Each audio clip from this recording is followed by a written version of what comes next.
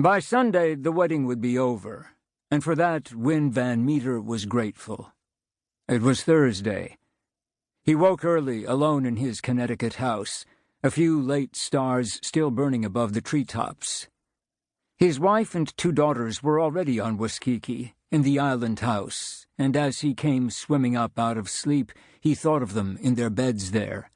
Biddy keeping to her side, his daughter's hair fanned over their pillows.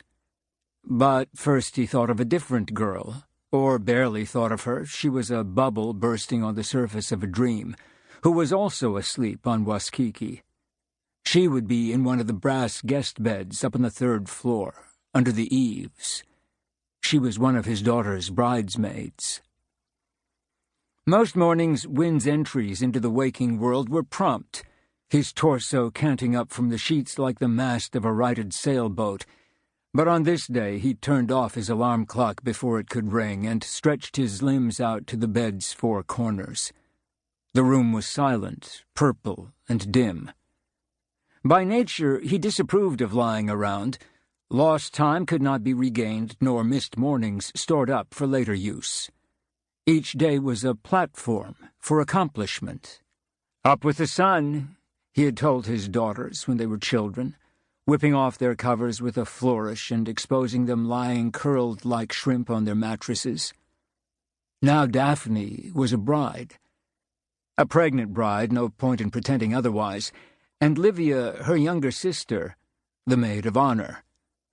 The girls and their mother were spending the whole week on the island with an ever-multiplying bunch of bridesmaids and relatives and future in-laws, but he had decided he could not manage so much time away from work. Which was true enough. A whole week on the matrimonial front lines would be intolerable, and furthermore, he had no wish to confirm that the bank would rumble on without him.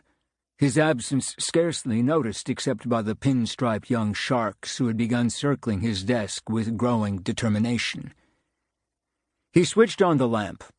The windows went black, the room yellow. His jaundiced reflection erased the stars and trees, and he felt a twinge of regret at how lamplight obliterated the pre-dawn world, turning it not into day but night. Still, he prided himself on being a practical person, not a poetic soul, vulnerable to starlight and sleep fuzz, and he reached for his glasses and swung his feet to the floor.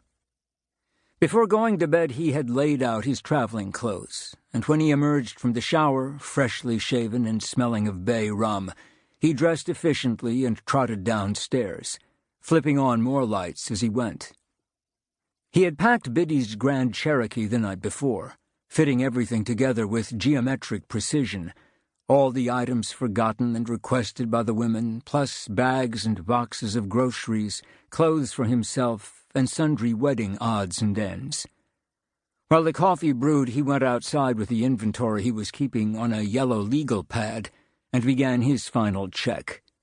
He rifled through a row of grocery bags in the back seat and opened the driver's door to check for his phone charger, his road atlas, even though he could drive the route with his eyes closed, and a roll of quarters, crossing each off the list in turn.